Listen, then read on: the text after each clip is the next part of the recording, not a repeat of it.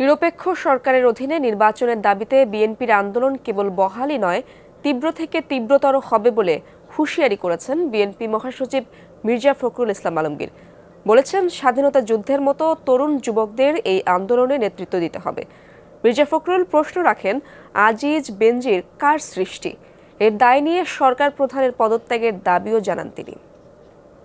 গরম গরম রুটি, সাথে সুজির হালুয়া, দুর্দান্ত জুটি। তবে জুটি জমাতে চাই তীর আটা ময়দার সুজি, কারণ তীর ছাড়া আমার চলেই না।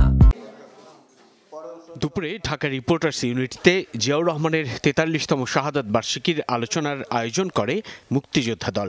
বক্তব্যে ঘূর্ণিঝড় রিমালে হতাহতের প্রতি সমবেদনা এবং ফিলিস্তিনি গাজা ও রাফা শহরে নারকীয় হামলার নিন্দা জানান বিএনপি মহাসচিব। ঘৃণা জানাচ্ছি সেই শক্তিকে যারা এই গণহত্যা ঘটিয়েছে। আলোচনায় যোগ দিয়ে মির্জা ফখরুল বলেন, সাবেক সেনা ও পুলিশ প্রধানের কৃতকর্মের দায় নিয়ে সবার আগে পদত্যাগ করা উচিত প্রধানমন্ত্রীর। আজিজ কার সৃষ্টি? তাদের সৃষ্টি। আজির অবস্থান ছিল কোথায়? কোথা থেকে কোথায় টেনে তোলা হয়েছে? আজকে বেনাজির আহমেদ, আজকে এখন তার হাজার হাজার বেরোচ্ছে আপনার অপকর্ম, লুটের ইতিহাস। প্রথম পদত্যাগটা আপনার করা উচিত। মধ্যরাতে নির্বাচিত সব তথাকথিত এমপি টেপি যা আছে, এরা এখন আকণ্ঠ নিবজ্জিত টাকার ভারে মারা পড়ার অবস্থা কি করে? এটা কোনো ভোটে এমপি হয় নাই, এটা একটা ডাকাত, এটা চোরা কারবারি, এটা লুণ্ঠনকারী, এরা স্বর্ণ চোরা কারবারি।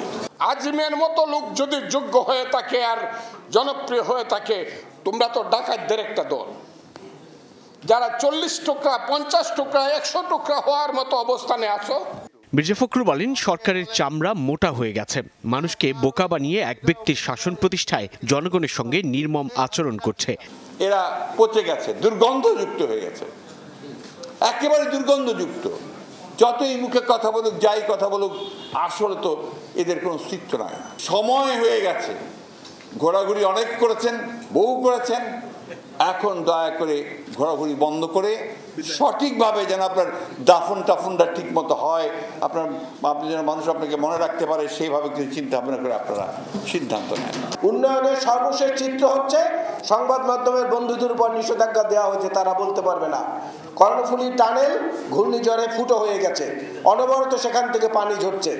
নেতারা বলেন, বিএনপি চেয়ারপারসন খালেদা জিয়া মৃত্যুর সঙ্গে লড়াই করলেও কোনো ধরনের আপোষ ও সমঝোতা করেননি। তখন দেশ স্বাধীনতার জন্য আমরা লড়াই করেছিলাম, আর দেশ রক্ষা করার জন্য এখন এই লড়াই।